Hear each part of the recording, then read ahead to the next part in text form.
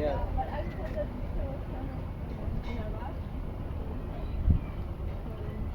Yeah, maybe she wanted to leave after. Hey, and welcome to Friedrichshagen. I've traveled all the way to the southeast today, and I hope that this will be a great tour. I have almost no information at all about Friedrichshagen, but I hope that when this tour is finished, that both you and I know something about this locality. And I'd say let's lose no time and let's go.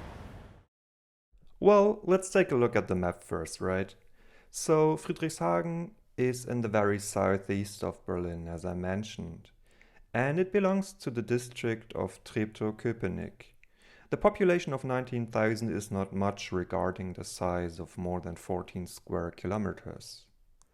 On my tour, I will focus on everything south of the S-Bahn, as in the north, large areas are just covered by forest.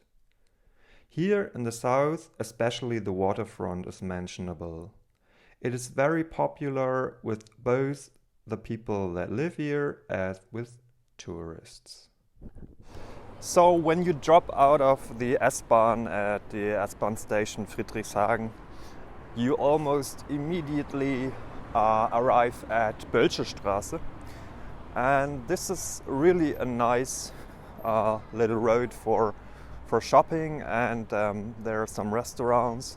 So I'm gonna check out on Bölschestraße, and I think it will lead towards the Müggelsee. So pretty much the main attraction maybe for today.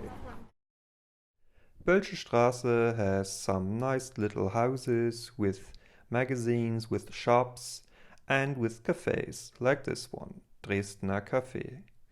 In the shops you can buy delicious stuff or just some nice stuff for your home. And there's also a cinema called Union Kino. I was lucky to be there when an old cable car arrived. This was the first time that I ever saw such an old tram in the streets of Berlin.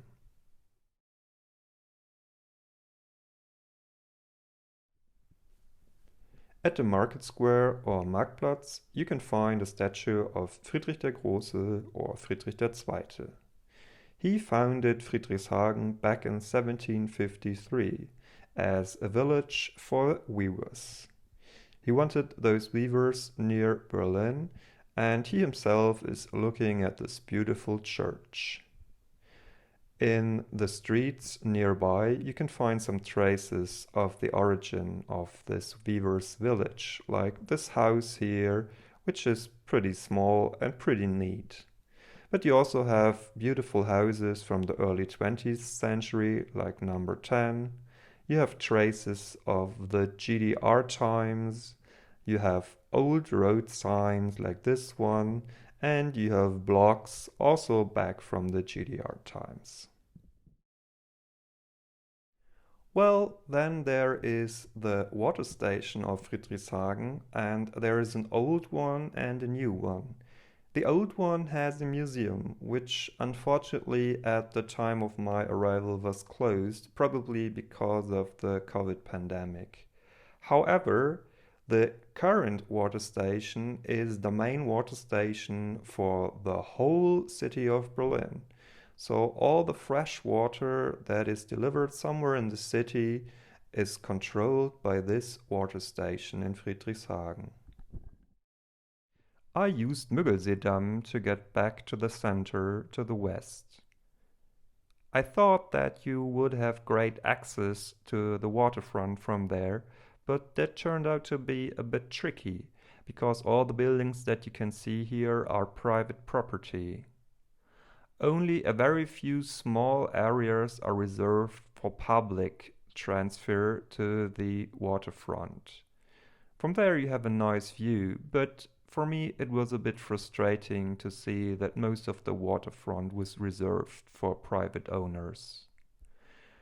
Back in the center, it was a mix of old industrial buildings like this one, like some GDR buildings, some buildings that were still abandoned, and especially this one, an old brewery for Berliner Bürgerbräu, currently waiting for something developmentish to happen to it.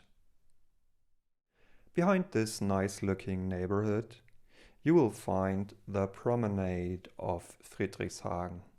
This is the biggest public space at the waterfront. It features some kiosks, some restoration, and the Spreetunnel, on which I will come back in a second. The promenade is a nice place for day tourists to enjoy the good weather or even to go on a boat trip. There are several boats that go every now and then at River Spree. So, as I mentioned at the promenade, you will also find the Spreetunnel. The way it was built was very special, but as I'm not an engineer, I recommend you to pause the video and to read this little information. However, I went down under the water niveau and I checked in on this tunnel that is covered with the typical Berlin graffitis. So this is it. That's the end of the tour. I'm in front of the Kurpark of Friedrichshagen, which includes also an open-air cinema. And I might check this out later, but right now I'm pretty done with this tour because my feet hurt. And I hope that you've seen quite some interesting spots here in Friedrichshagen. And yeah, I just hope to see you soon on my next tour, and take care, guys. Cheers.